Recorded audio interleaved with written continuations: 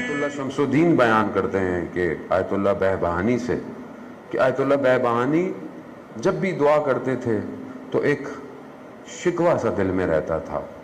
کیا پروردگار اتنا سب کچھ ہے, وقت کا امام کیوں نہیں آتا؟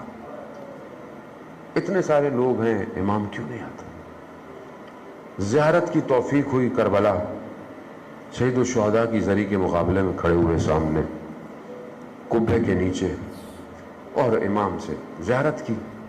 پھر دل میں وہی کسک, اتنے سارے لوگ ہیں, امام کیوں نہیں آتا؟ پریشانی ہے نا, مضطرب ہونا چاہیے, اضطراب ہونا چاہیے, تڑپ ہونی چاہیے. تو ایسے میں امام آ گئے, امام نے اپنا تشرف دکھایا, امام آ گئے. امام نے کہا بہبہانی دیکھنا چاہتے ہو ہم کیوں نہیں آ رہے؟ کہا یہ قبے کے نیچے جو امام کا زری ہے نا, اس کے اوپر جو قبہ ہے, یہ وہ جگہ ہے جس کے نیچے دعا مستجاب ہے. جو دعا کریں خدا کی بارگاہ میں مستجاب ہے, قبولیت ہے. کہا کہ یہاں پر دعا مستجاب ہے. اب سنو, پردہ ہٹایا کان کا, یہ لوگ دعا کیا کر رہے ہیں سارے. کوئی کہہ رہا ہے گھر, کوئی کہہ رہا ہے گاڑی, کوئی کہہ رہا ہے اولاد. کہا میرے لیے کوئی دعا نہیں کر رہا, کوئی نہیں دعا کر رہا. ہم اپنے آپ سے پوچھیں, میں اپنے آپ سے, میں امام کے لیے کتنی دعا کرتا ہوں؟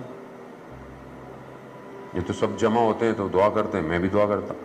اکیلا تنہائی میں ہر نماز کے بعد سجدے میں تہجد میں دعا کرتا ہوں امام کے لیے, مولا آئے, پروردگار بھیج دے.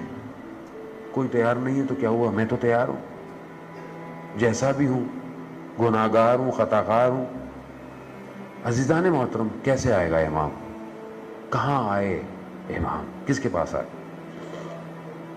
کیا میرا گھر ایسا ہے کہ میں امام کو دعوت دوں؟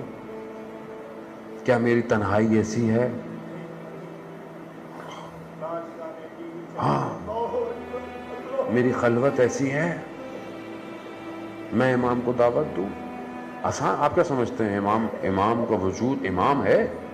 8ویں امام کہتے ہیں امام جو ہوتا ہے وہ عالم کا نور ہوتا ہے, پورے عالم کا جو نور ہے اسے امام کہتے ہیں. یہ جب سامنے آئے تو حالت کیسی ہوگی؟ بہت بڑے عالم دین تھے, وظیفہ لیا اپنے استاد سے امام کی زیارت کا, مسجد سیلا میں وقت آ گیا, امام سامنے آئے, امام قریب آنے لگے. کہا مولا بس, اس سے زیادہ قربت میرا وجود برداشت نہیں کر پائے گا, یہ ظرفیت پھٹ جائے گی.